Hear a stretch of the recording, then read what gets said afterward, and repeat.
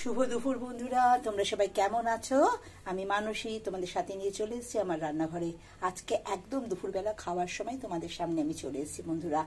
এই দেখো, ভাত বেড়ে নিয়েছি, এখানে নিয়েছি উচ্ছে সেদ্ধ। এটা তো যথারীতি আমি মাখিয়ে নেব একটু নুন দিয়ে আর একটুখানি তেল দিয়ে।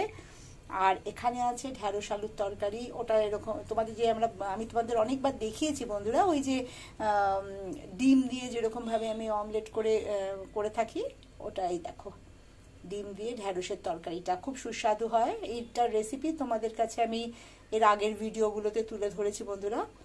এই দেখো, ডিম দিয়ে একটু পেঁয়াজ ফোড়ন কালো জিরে দিয়েছি, এই ঢ্যাঁড়স আলুর তরকারি, উচ্ছে সেদ্ধ।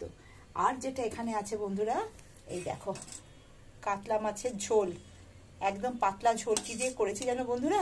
সজনা ডাঁটা দিয়ে। এই দেখো, সজনা ডাঁটা আর আলু দিয়ে।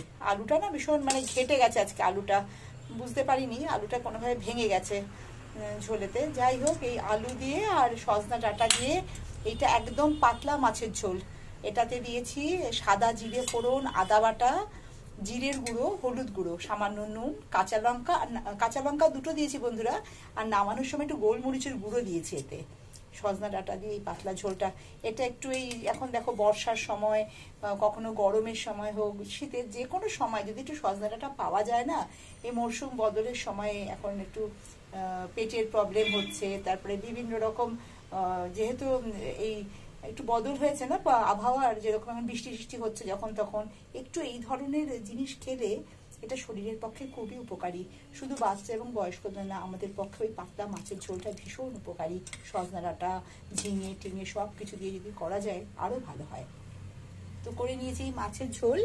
আর এখানে যেটা করেছি বন্ধুরা, চিকেনটা একদম গা মাখা করে একদম কষা। এটাতে একদম ঝোল নেই বন্ধুরা, এই দেখো, একদম ঝোল নেই। তেল দেখা যাচ্ছে, এই দেখো, এটা কিন্তু চিকেনের চর্বির তেলটা, আলাদাভাবে সেরকমভাবে আর বেশি যে তেল দিয়েছি তা না। ভীষণ চর্বি ছিল আজকে চিকেনটায়।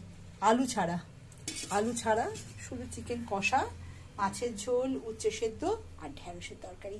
এই আজকে আমার লাঞ্চ মেনু বন্ধুরা। তোমরা আজকে লাঞ্চে কে কি খাচ্ছ আমাকে কিন্তু তোমরা অবশ্যই জানিও।